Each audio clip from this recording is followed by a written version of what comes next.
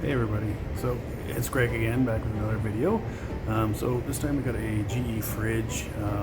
They had said it's not cooling, and there's a lot of things wrong with it, so it's probably going to be taken to the scrap pile. But I wanted to show you guys a little bit of the diagnostics of figuring out why a fridge isn't working. So we'll take this guy apart and see what went wrong.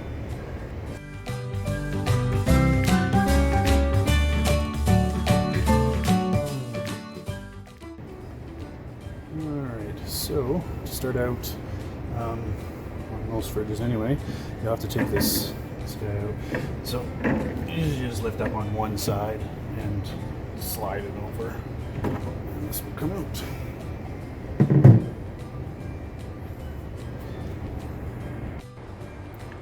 Alright, so next up after that's out of the way, you gotta take out, you just got two screws right here. They go down through this guy, and then one up in each of the corners here. So we'll get those out of the way, and we'll be able to take this back panel off, which in behind this panel is where the evaporator is. So basically that's where all of the cold is made for the whole fridge. There's a thermostat inside the fridge section that regulates the temperature for the freezer and the fridge, but all the cold is made up here, and I'll show you once I get this panel off how that whole process works. Okay, once those 4 screws are taken out, this guy just will lift up and out. So here's your evaporator fan. This is where, well, the cold's made all behind here, but this fan will push air through this piece here. So see how it's kind of blocked off right now? It's blocking off most of the air from getting down into the fridge. The air will still get down there, but just not as much. So that's what that, if you have a little dial right here, moving that dial is what that changes. It moves this one. You can set it to a different spot. You just kind of lift out and turn it, and then put it into a different spot, because that just comes off there. But for the most part, it's supposed to stay there. If you're not getting enough air through, there's obviously something wrong with the fridge, and moving this isn't gonna help you too much. Anyway, we'll get that out of the way. Okay, so take this back off. We got these 2 screws here. We also got to get this little, I don't know, deflector, air deflector, I guess, out of the way, or else we'll never get that back off. So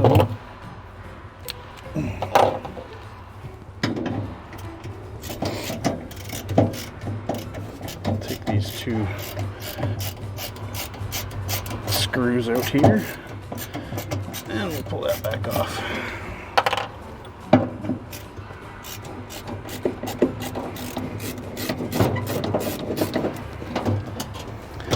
Alrighty.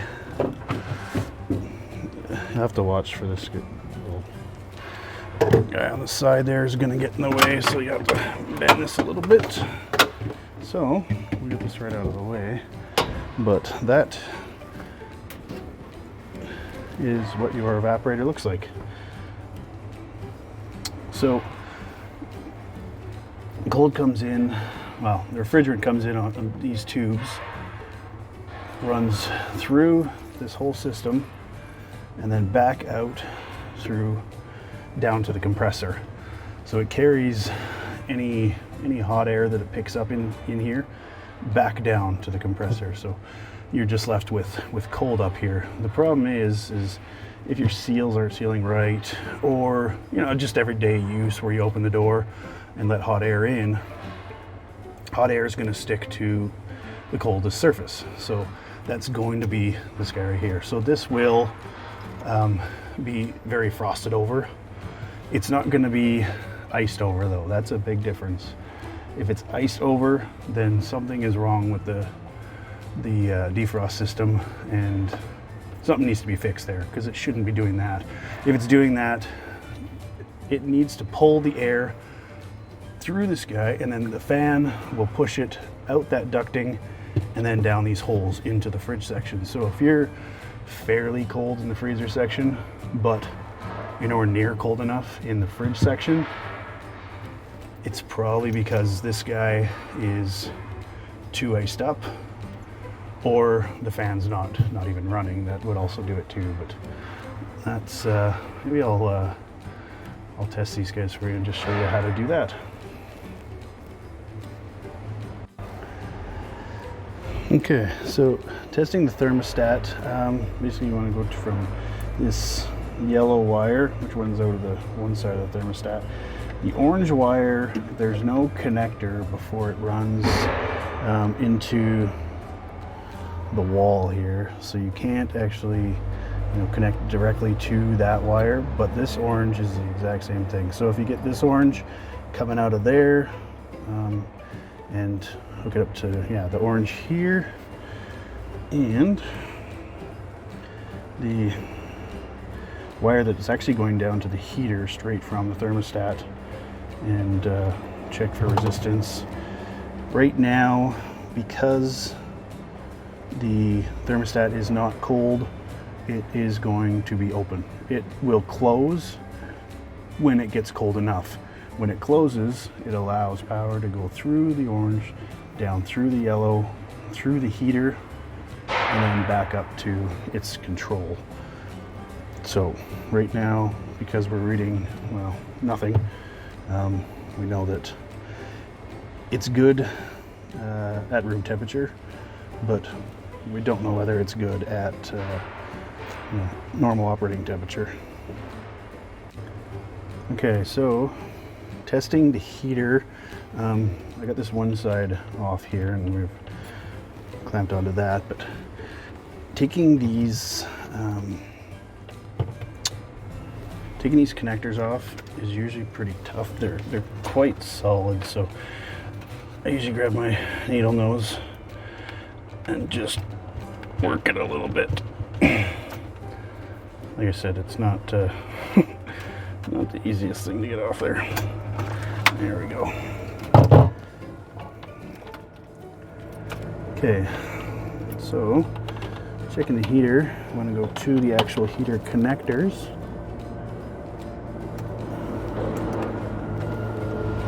These ones are a little bit tough too, because they're kind of up inside. So if you have a extension kind of piece for your meter lead, it's a little longer, a little thinner, that can kind of bend around corners sort of deal, it would be very ideal at this point. But you can get in there. Okay, so I had to bend this evaporator forward a little bit. It's not not gonna hurt anything up here as long as you don't go too crazy with it. But if we can get up inside of here now, we should get probably about 35 or so ohms. It's still tricky even with it pulled forward. Wow. So there's two different spots that the meter thing can go into, but yeah, so we're at 35.2 and that guy is good. So that's how you can do a check on one of those guys. You can take the heater out. It's not that tough to take out, but I don't necessarily want to take it out on this guy. So we'll put this back together, and then I will see you guys in the fridge part. Okay, so one more thing that I didn't touch on was the actual fan. So this is a connector for the fan. This is just an easy plug in there.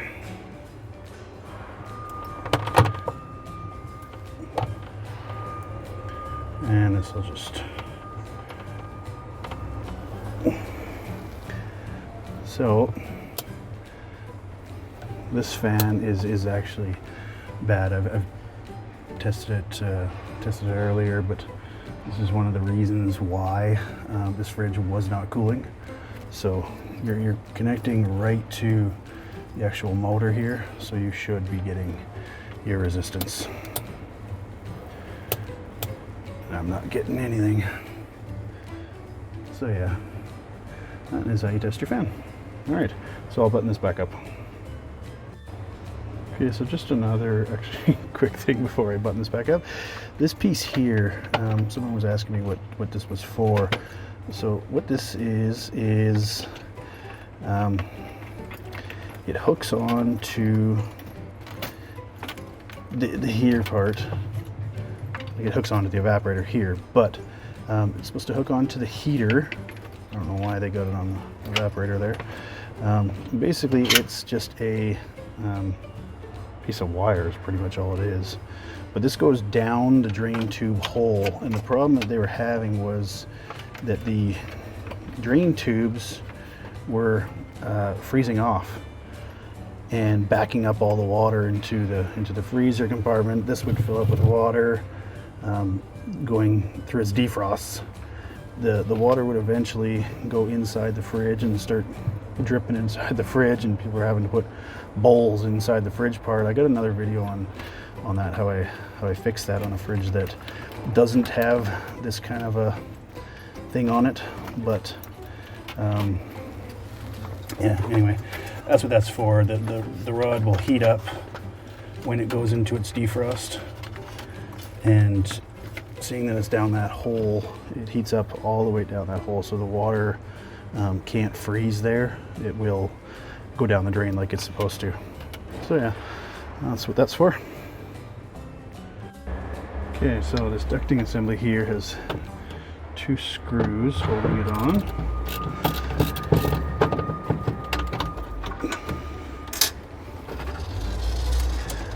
One near the back here. If you find that top shelf's in your way, just get that out of your way and make it a little easier, I guess.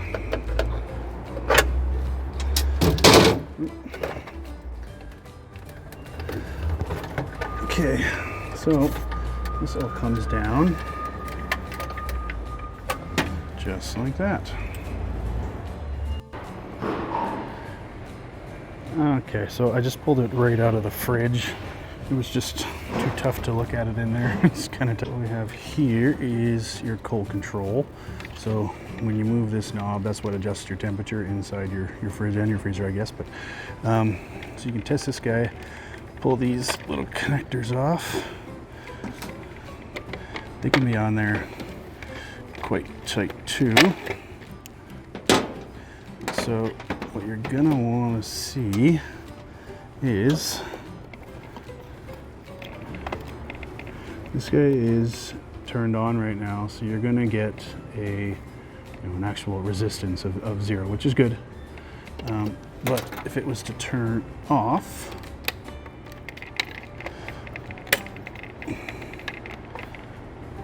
so, oh, gotta go the other way. These ones they made tough to turn. I don't know why it's got this coin slot kind of thing there, but so that should be turned off now. So you get nothing there. So that's a good way to check your cold control real quick. If your fridge is turned on, which it always, this should be on somewhere. Usually, let's say on this guy, around 5-ish.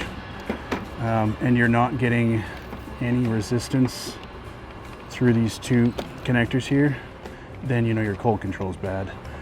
It doesn't happen too often in these guys anyway, but so this is the sensing bulb for the cold control, and it runs all the way over to here, this is the area where the freezer air comes down into the fridge, and this is where it senses it. So it knows, by how cold it's getting, how much or how cold essentially the fridge section should be. This is your light here. Not much to really test there. Lid switch, same kind of thing. You can take off these two connectors here. Check there. It should be open when this is open, and when it closes, it should read as 0 or closed. Now, we got another one of these. So this is the timer. This is the old school kind of timers, the ones that you could actually advance with a flat blade screwdriver. So there's a piece right there. So you can put a flat blade screwdriver in there and turn it until you hear the clicks. Maybe I'll just grab mine right now.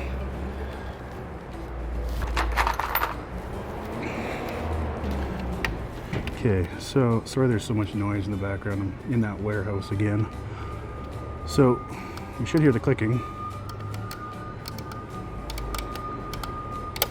And then you hear the big click like that. That's when you know that the fridge is in defrost. So if you're having defrost issues and you want to be able to test it, you can take off that back wall, the freezer there, advance this guy so it clicks into defrost, and then you can sit there and watch the heater and see if it's actually working. You can test the leads coming into the heater to see if it's getting power. These are very nice fridges to diagnose.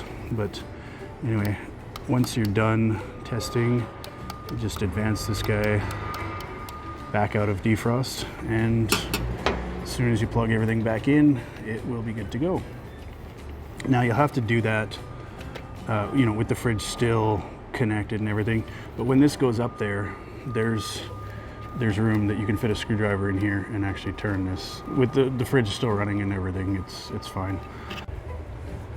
Okay, so here at the back of the fridge, so this is the fan that cools down the condenser. It's kind of been a little bent, but anyway, I'll show you how to test this guy. So just connect it there, and then, so there's a green, an orange, and a black. The green you don't worry about right now, so we'll just stick our leads into the orange and the black. And I'll show you the meter here. So that's about right. I was gonna say about 50, but yeah, 52.2 is just fine. So we know this fan is good, and it should work when plugged in. So the next part is this tube here, right here. This is the drain tube from the defrost water will run down here. These guys you can't take off. Some of them you actually can pull this guy off and clean it out and things like that. You can't pull this one off, but if you have a bunch of crud and stuff stuck at the end of this tube, and you can see the water dribbling out, but it's not running out like it should, maybe just clear that stuff out of there so the water can get out of the tube like it's supposed to, and it shouldn't be able to back up into the freezer. Okay, so I'll take you to the other side here. Compressor. It was a little tough to kind of get into this guy. I think also because that fan isn't sitting exactly where it should, but this one just has a relay and capacitor just like every other guy. So if you want to make sure, like if your compressor isn't wanting to start or something like that, you can come down here, you can take off these connectors and check for power. So unplug your fridge, pull off these two connectors, stick your leads in there, get this whole assembly out of the way, and then plug it in. And you wait about a minute and you should get power down to these two. If you are getting power down here, that means that everything kind of up the line is fine. The reason why your compressor isn't firing is going to be either in this relay or in your actual compressor. So it's kind of tough to the meter leads inside, or the pinouts on the compressor. But basically on this guy you have 2 pins down below and 1 pin up high that actually goes into these holes right here. So you can test between each pin and you should get a resistance value. Now 2 of the resistances are going to add up to the amount of the third one. If you're getting those kind of resistance numbers, then you know your compressor is electrically good. It still doesn't mean, or it's still, you know, your compressor could be seized inside. That can always happen. It happens quite a bit. But if you have power going directly to the pins on this guy and it's still not firing up, then you know that that compressor is bad. Okay guys, so that's about all for this GE fridge here. If you guys like this video, leave me a comment and let me know if you have done this or attempted, you know, just following along with this video to do this. Let me know how everything went and what was wrong, things like that. I find it interesting. Anyway, hit that like button, and yeah, I'll see you guys in the next one. Thanks. Have a good day.